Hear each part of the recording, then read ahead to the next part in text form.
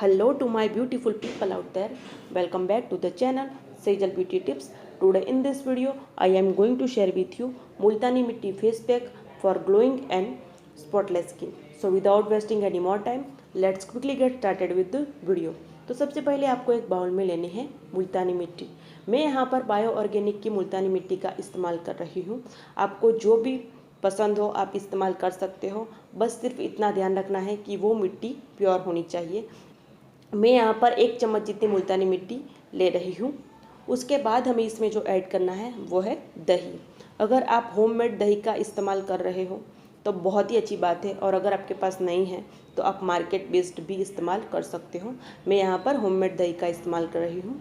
आपको 1 चम्मच जितना दही इसमें डालना है और अच्छे से मिक्स कर लेना है, और अगर ज़रूरत पड़े तो आप थोड़ा इसमें दही और मिला सकते हैं, और दोनों को अच्छे से मिक्स कर लेना है। अब हमें इसमें जो लास्ट में ऐड करना है वो टोटली ऑप्शनल है।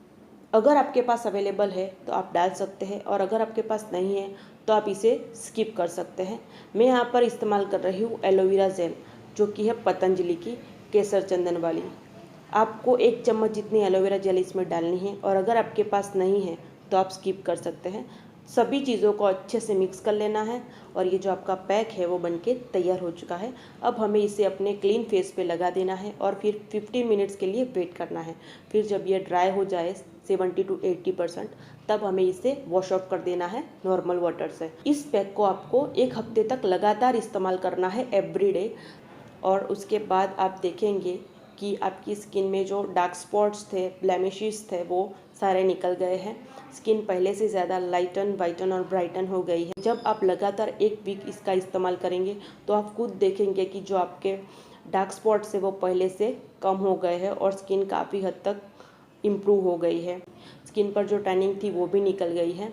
एक बार इस पैक का ज़रूर ट्राई कीजिएगा, आपको बहुत पसंद आएगा। तो आज के लिए बस इतना ही दोस्तों। मिलती हूँ आपको अपने नेक्स्ट वीडियो में, और अगर आपको मेरी वीडियो पसंद है तो मेरी चैनल को लाइक, शेयर और सब्सक्राइब करना मत भूलिएगा, और जो बेल आइकन है उसे भी क्लिक करना मत भूलिएगा, ताकि मेरी आने वाली वीडियो की अपडेट आपको मिलती रहे। बाय।